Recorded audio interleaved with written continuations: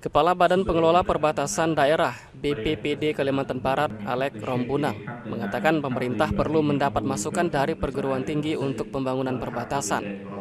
Alexander mengatakan bahwa pemerintah tidak bisa bekerja sendiri. Pemerintah mengambil kebijakan harus berdasarkan pertimbangan yang matang.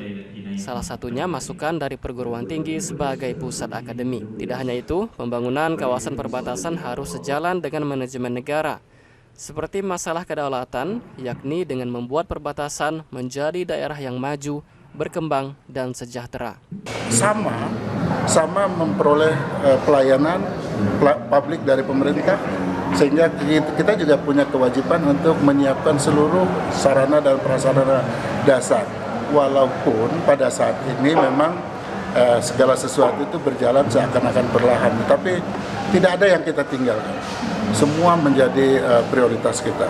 Rektor Universitas Tanjung Pura Pontianak Garuda Wiko menjelaskan membangun perbatasan bukan hanya di wilayah perbatasannya saja, melainkan membangun ekosistemnya.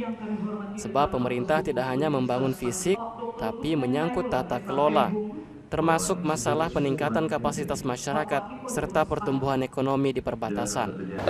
Pertumbuhan ekonomi, kesejahteraan, dan bukan hanya soal kesejahteraan, tapi juga persoalan-persoalan yang terkait dengan kecerdasan itu juga bisa kita bangun secara baik di daerah terluar kita itu.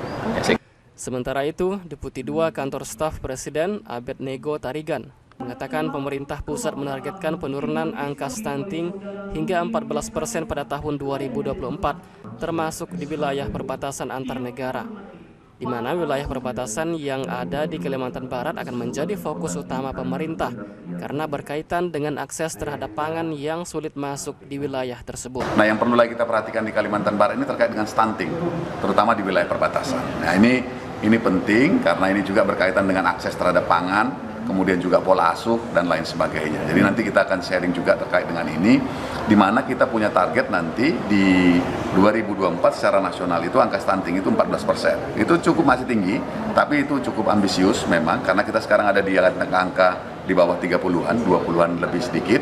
Nah, ini memang menjadi PR juga di wilayah-wilayah perbatasan. Septa Pon TV memberitakan.